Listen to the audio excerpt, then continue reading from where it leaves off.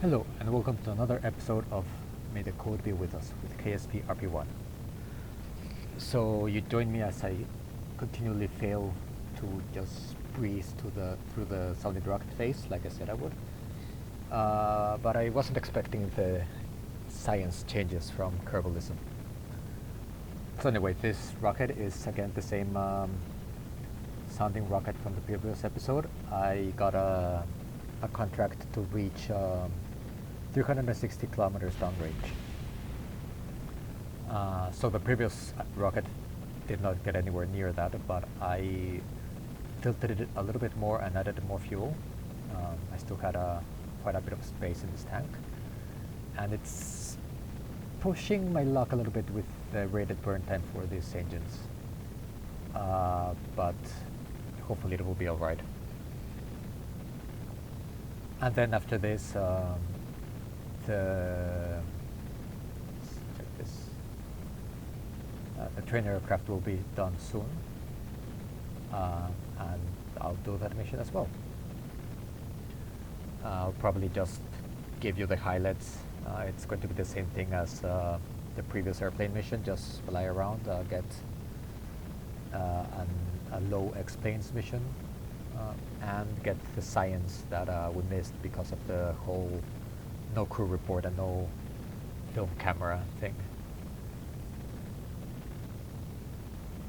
The other thing that happened is that I unlocked the supersonic aircraft node, so that gives me wings that are rated for supersonic flight. Which, straight enough, did not haven't given me any trouble. That's a bit loud. They haven't given me any trouble, so I don't know, and it did cost 10,000 to unlock the supersonic wings. But it also, the node had the cockpit. I actually have the Conic cockpit and the X1 cockpit. So I think before purchasing one, I'm going to check out their interiors and see which one is cooler. Because that's really the only difference that there's going to be between both of them. But yeah, that's the idea for today.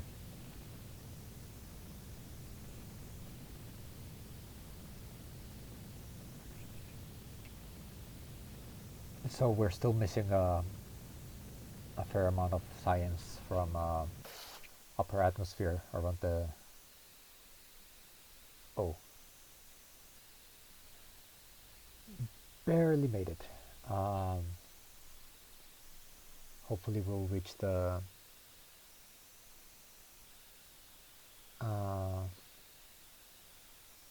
distance required. That's bad, that's bad. I tested this and I overshot it by quite a bit, but I did not continue the simulation. I just stopped it the moment we got past 360. So I don't know exactly by how much. And we did get to 170 kilometers apogee, so it's quite a bit lower. I don't know if this is going to make it, but let's see.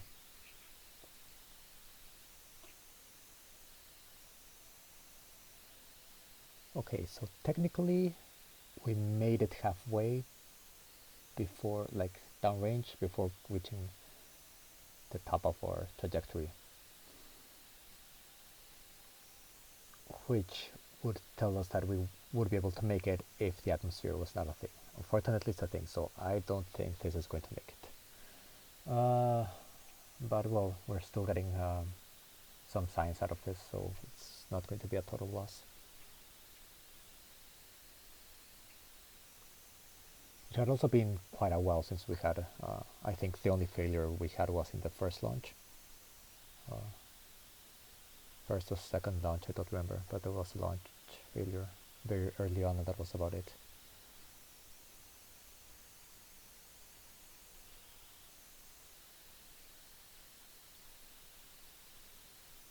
We might actually make it, apparently. Yeah, look, unless we suddenly slowed down a lot. I shouldn't have spoken. I shouldn't have spoken. No, I'm still going to make it. Excellent.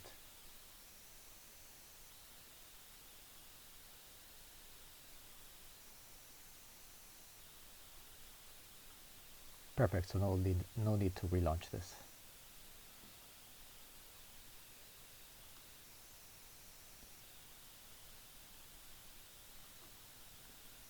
Unfortunately, I was going to use this as also the test to see how far it went, to see if this rocket is good enough for the next downrange contract. But I guess I'll just have to fly it another time in the simulation and see if it's good enough. We also got a decent amount of science, so that's good. Okay, I'll just follow this until it crashes and I'll come back with the airplane mission. Okay, welcome back. So we actually have everybody except Jeb here. Valentina is at the controls. I brought Bill along so that just that he doesn't retire out of pure boredom. And Bob, because I don't know if Bob gives us extra data from the experiments, but let's see. So let's just get the target altitude. So I'm going to try to be always at 3,500 meters, and roll. And yes, I added. So let's put flaps for takeoff, and I added these spoilers that really I lose control if I use them as brakes in midair, but should be good for once touching down to slow down quickly. But I will probably chicken out of trying to actually land this thing and use the parachute again. Okay, let's take this off.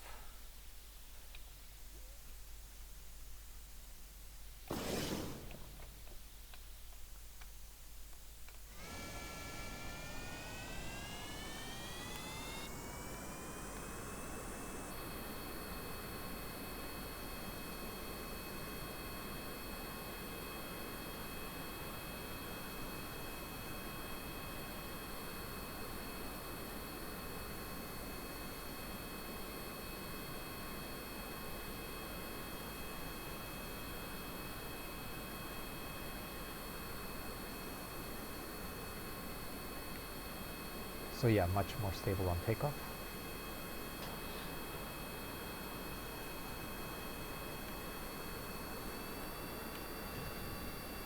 Let's see if these engines, I always get the feeling that these engines are going to explode if I run them at full throttle, but it seems to be steady there. Okay, I'll be back when we reach altitude.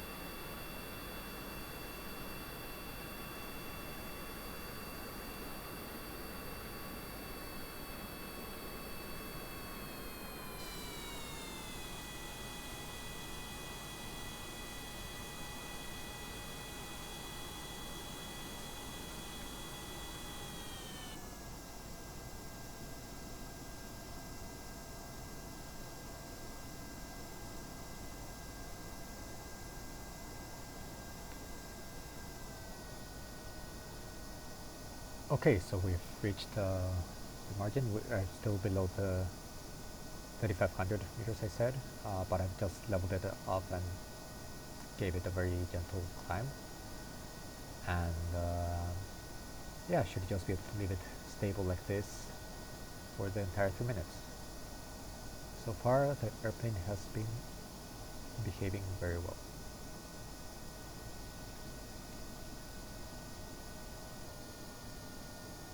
Okay, so we completed the contract. We just need to land and not kill everybody.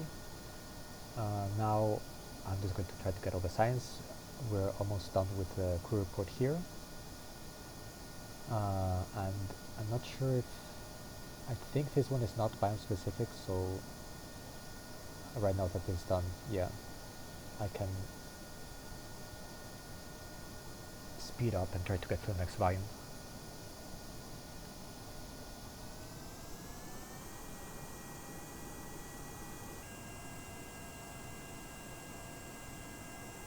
Okay, so planetary photography is actually biome dependent.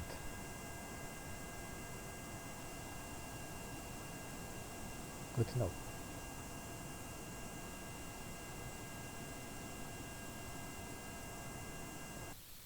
Okay, welcome back. I've been flying around gathering most of the science and now it's done. So a few things. First, this apparently only has space for 3 samples. And, well, yeah, I did it shores, tropics, and then when I got to water, it stopped, like, this did not cut down with water. But it says here, so I don't know if that's going to give it to me or not. I mean, I'm guessing it should be 3 full samples, so you should have still taken the whole 10 minutes to get all this. But let's see. Otherwise, I did all the crew reports. The points have already been added. Here it was only giving me, it forgot about shores for some reason. But I still got the science, so it doesn't matter. And I've just been coasting with a very gentle slope downwards, getting lined up with the runway. So I'll come back once it's time to land.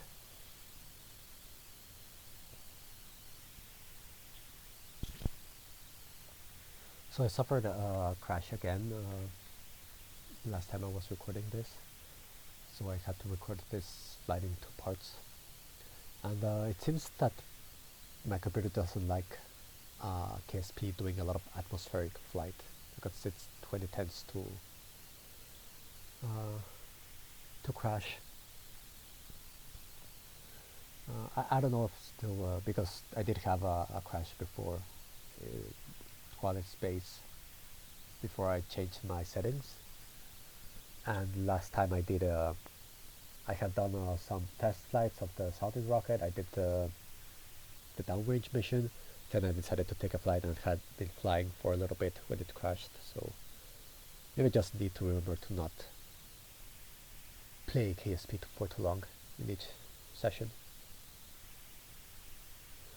And of course it is hard with these ones because the flights take a long time. I don't like using a physical time warp with atmospheric flight. It tends to do weird things.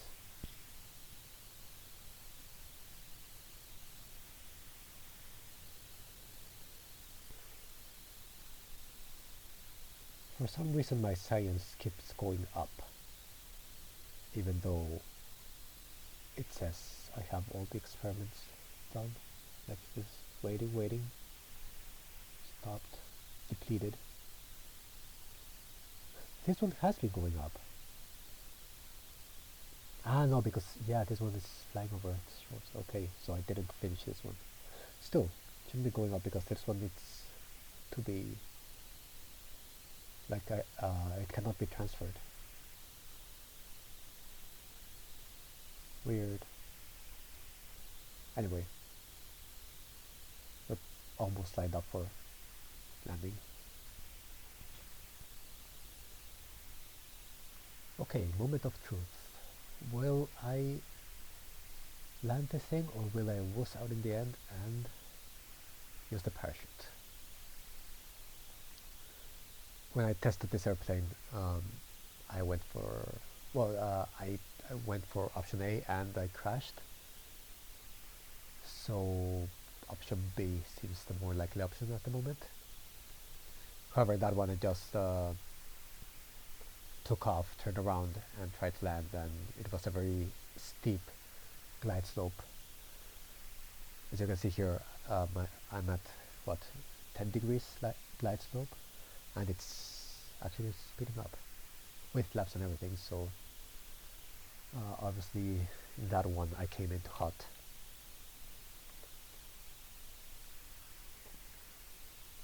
But yeah, let's see.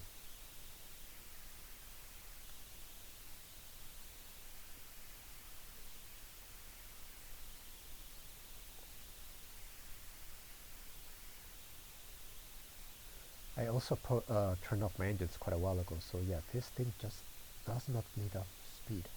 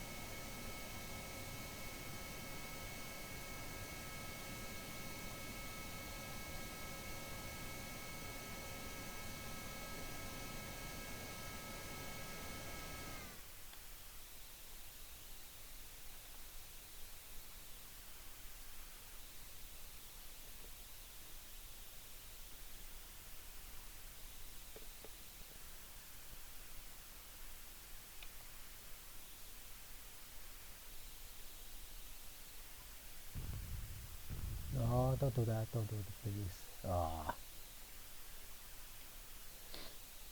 Oh, fortunately this was going to be the last flight for this aircraft. So, yeah, we landed. Just not perfectly. Next airplane I need to give it a wider landing gear configuration. This one is way too narrow.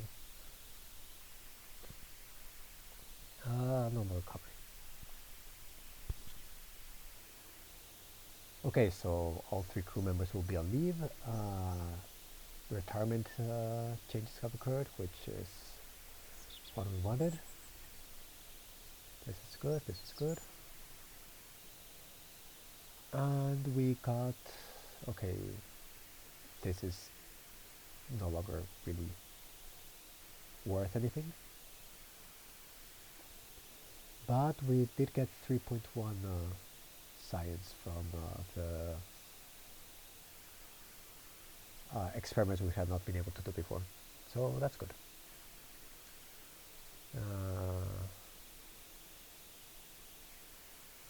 2.4 repetition, that's good. And XP gain for Bill and for Valentina.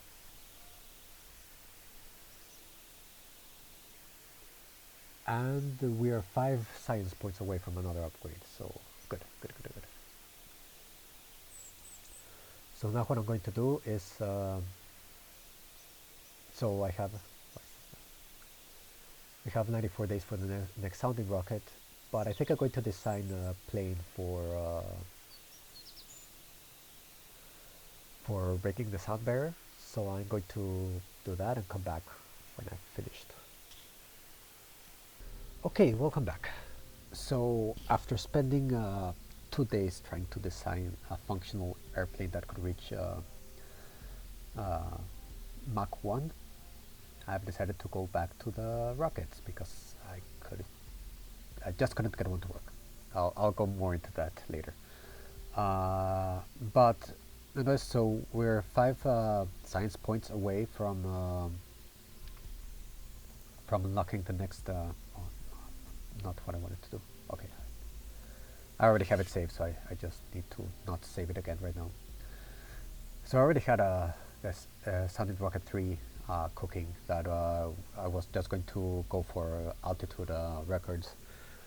It was a 3-stage rocket, but then I noticed like if I just launched straight up, there isn't really any more science that I'm missing, and we are 5 science points away from the next upgrade. I said, well, you get science for recovering something from a suborbital flight. I don't know how much, I don't remember, but I think it should be more than 5. And we also have the reach a suborbital trajectory and return uncrewed contract, which gives me over 30k. So it's very lucrative, both in science and in funds. So I decided to kick the SR3 back down, queue this one up, and I'll go a little bit into what this is later, well, in a little bit, and put a bunch of money into making it, like rush building it. So actually our funds are pretty low right now because I also rush built the SR3 quite a bit. But we should be getting them back with a couple of missions. So this is basically the same rocket that I launched for the downrange contracts. I just removed the tiny team boosters and the really big nose and added the parachute.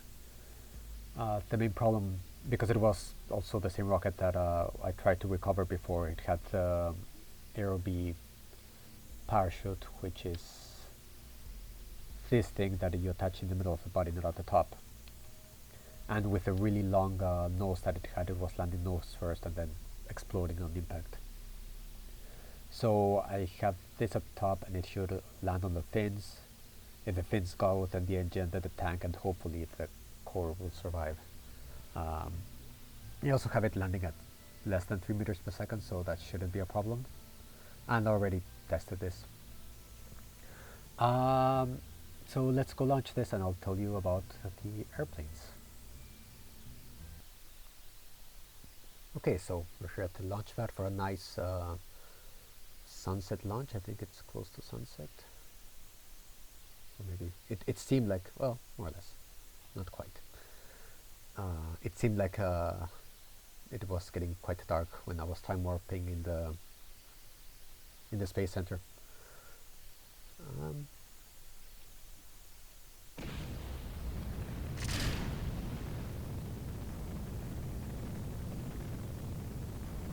Okay, so off we go, and the target is just to get above 140 kilometers in altitude and then not destroy the probe when it lands.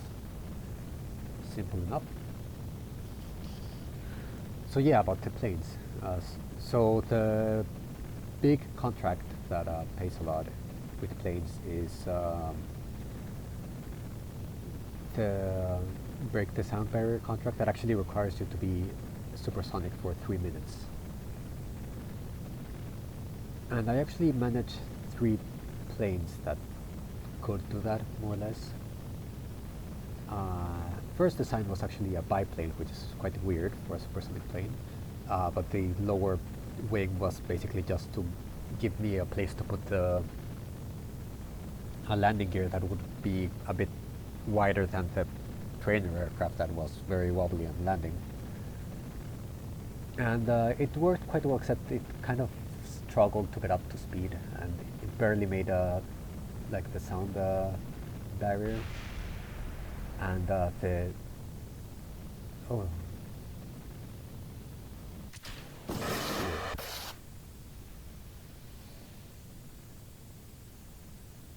I hope that's going to be enough, because in my test it barely got to 143 kilometers, I think. So we may not actually get suborbital after that failure. I went for it because I noticed that it tipped, and I don't know why I reset it to be perfectly vertical, so I'll have to check that. Oof. Tough. So yeah, now it climbed a little bit more even. So yeah, this may not reach space.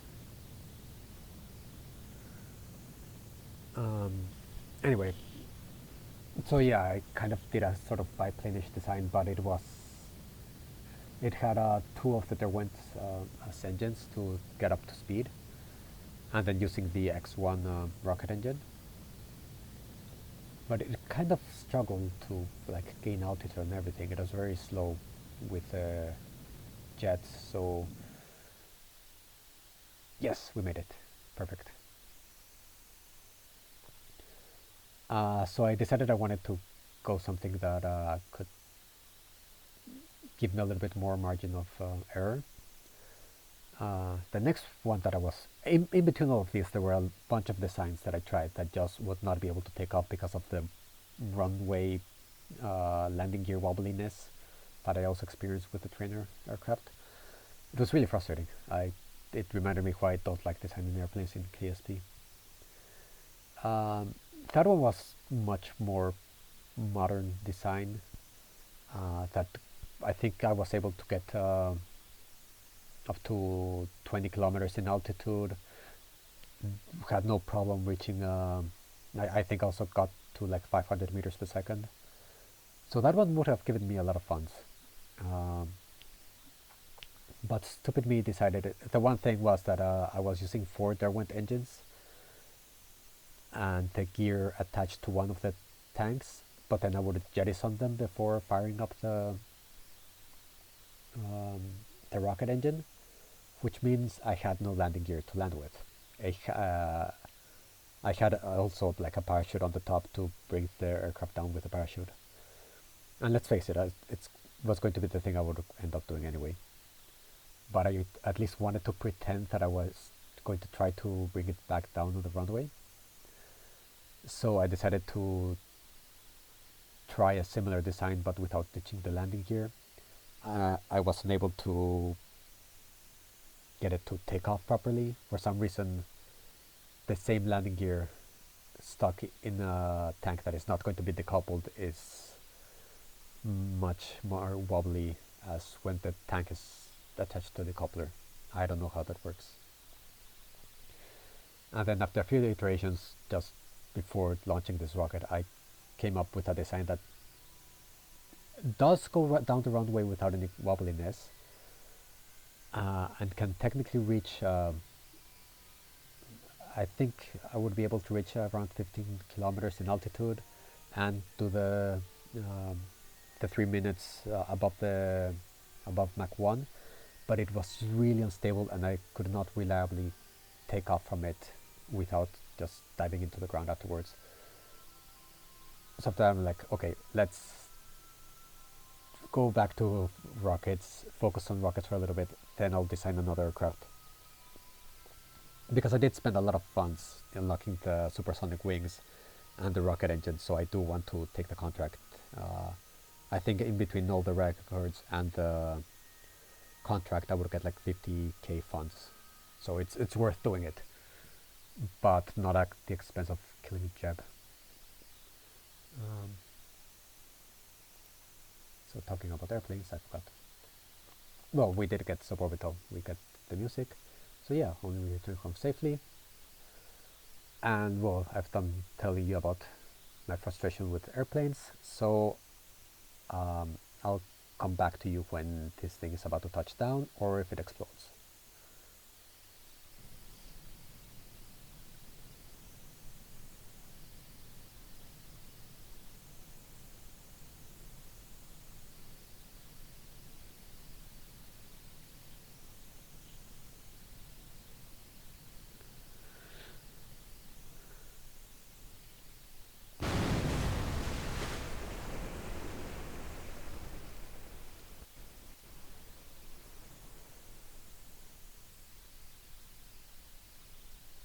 Okay, so I was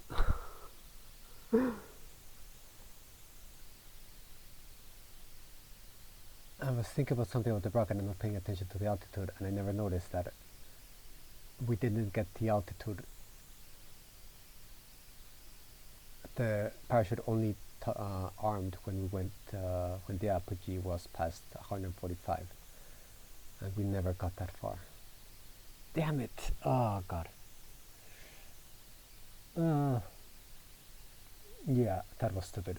I was not paying attention. Just I got lazy. I expected the program to do everything. The worst part is this is the same thing that happened when I tested this. But there I said like, okay, we did not get to the altitude, so I have to manually send a command to arm the parachute.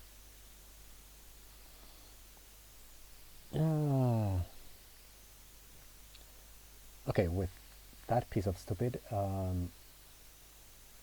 think it's time to close it for today. Next episode we will be watching this again, apparently. So thank you very much for watching, and I'll see you next time.